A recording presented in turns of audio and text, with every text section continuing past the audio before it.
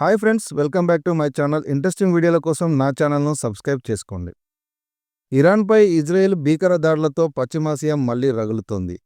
ఈ ఉద్రిక్తతపై ఇజ్రాయెల్ ప్రధాని Benjamin Netanyahu స్పందించారు. ఇరాన్ అణు లక్ష్యాలను దెబ్బతీసేందుకు ఆపరేషన్ రైజింగ్ లయన్ను ప్రారంభించినట్లు ఆయన ప్రకటించారు. ఆ దేశ అణు కార్యక్రమాలపై గుండెలాంటి ప్రదేశాన్ని ధ్వంసం చేశామని వెల్లడించారు. ఈ మేరకు శుక్రవారం ఆయన ఒక వీడియో సందేశం విడుదల చేశారు. కొద్దిసేపటి క్రితం ఇజ్రాయెల్ ఆపరేషన్ రైజింగ్ లయన్ను ప్రారంభించింది. మా మనుగడను సవాల్ చేసే ఇరాన్ ముప్పును తిప్పికొట్టేందుకే చేపట్టిన సైనిక చర్య ఇది. ముప్పును పూర్తిగా తొలగించేంత వరకు చాలా రోజుల పాటు ఈ ఆపరేషన్ కొనసాగుతుందని ఆయన చెప్పారు. ఇజ్రాయెల్ను నాశనం చేస్తామంటూ కొన్ని దశాబ్దాలుగా టెహ్రాన్ బహిరంగంగానే సవాల్ చేస్తోంది. అణ్వాయుధాలను అభివృద్ధి చేసుకునేందుకు ఆ దేశం తీవ్రంగా ప్రయత్నిస్తోంది. ఇటీవలి కాలంలో ఇరాన్ అధిక మొత్తంలో శుద్ధి చేసిన యురేనియంను ఉత్పత్తి చేసింది. దాంతో 9 అణుబాంబులు తయారు చేయొచ్చు అని నెతన్యాహు వెల్లడించారు. గత కొన్ని నెలలుగా ఇరాన్ మరింత దూకుడైన చర్యలు తీసుకుంటోంది. ఇప్పుడు ఆ దేశాన్ని ఆపకపోతే అతి తక్కువ సమయంలోనే అణ్వాయుధాలను తయారు చేస్తుంది.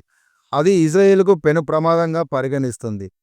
నాజీ హోలోకాస్ట్ నుంచి మేం పాఠాలు నేర్చుకున్నాం. మరోసారి మేం బాధితులుగా మిగలదలుచుకోలేదు. అందుకే వారి బెదిరింపులకు మేం ప్రతిచర్య చేపట్టాం. ఇరాన్ అణ్వాయుధ కార్యక్రమానికి గుండెలాంటి ప్రాంతాలపై మేము దెబ్బకొట్టాం.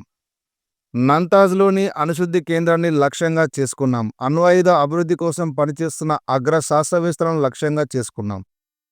టెహ్రాన్ బాలిస్టిక్ క్షిపణి ప్రోగ్రాంకు కేంద్రమైన ప్రాంతాల్ని ధ్వంసం చేశాం అని ఇజ్రాయెల్ ప్రధాని స్పష్టం చేశారు. గతంలో ఇరాన్ దాని మిత్రదేశాలు కలిసి తమపై దాడికి విఫలయత్నం చేశాయని నెతన్యాహు వెల్లడించారు. ఇప్పుడు తమను నాశనం చేసేందుకు మరో కొత్త ప్లాన్ సిద్ధం చేస్తున్నాయని ఆయన ఆరోపించారు. ఆ ఆటలను తాము సాగనివ్వబోమని, అందుకే ఈ దాడులు చేస్తున్నామని తెలిపారు. అయితే తమ పోరాటం ఇరాన్ నియంత్రిత పాలనపైనే గాని ప్రజలపై కాదని ఆయన వెల్లడించారు. 2024 ఏప్రిల్, అక్టోబర్లో ఇరాన్పై దాడులకు ముందు కూడా మొసాద్ కోవాట్ ఆపరేషన్లు నిర్వహించింది.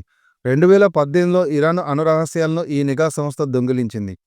దీంతోనే ఇరాన్ అణు ఒప్పందాన్ని ఉల్లంఘిస్తోందని ప్రపంచానికి చూపించింది. ఇక 2022లో నిర్వహించిన ఓ ఆపరేషన్లో ఇరాన్కు చెందిన 100 డ్రోన్లను ధ్వంసం చేసింది. ఈ విషయాన్ని నాటి ప్రధాని నెఫ్తాలీ బెన్నెట్ వాల్ స్ట్రీట్ పత్రికకు రాసిన వ్యాసంలో ధృవీకరించారు. 2023లో కూడా మొసాద్ తమ దేశంలో ఇలాంటి ఆపరేషన్ నిర్వహించినట్లు ఇరాన్ ఆరోపించింది. యురేనియంను శుద్ధి చేసే నంతాజ్ అణు కేంద్రంపై ఇజ్రాయెల్ ఎప్పటినుంచో కన్ను ఉంది. అక్కడ 2020 జూలై, 2021 ఏప్రిల్లో మొసాద్ కోవాట్ ఆపరేషన్లు చేసి సామాగ్రిని ధ్వంసం చేసింది. 2020లో Iran top nuclear scientist Mohsen ఫఖ్రీజాదాను హత్య చేయించింది. ఇజ్రాయెల్ దాడిలో మృతి చెందిన వారిలో Iran nuclear scientist doctor Fereydoun Abbasi, ఆయన భార్య, పిల్లలు ఉన్నారు.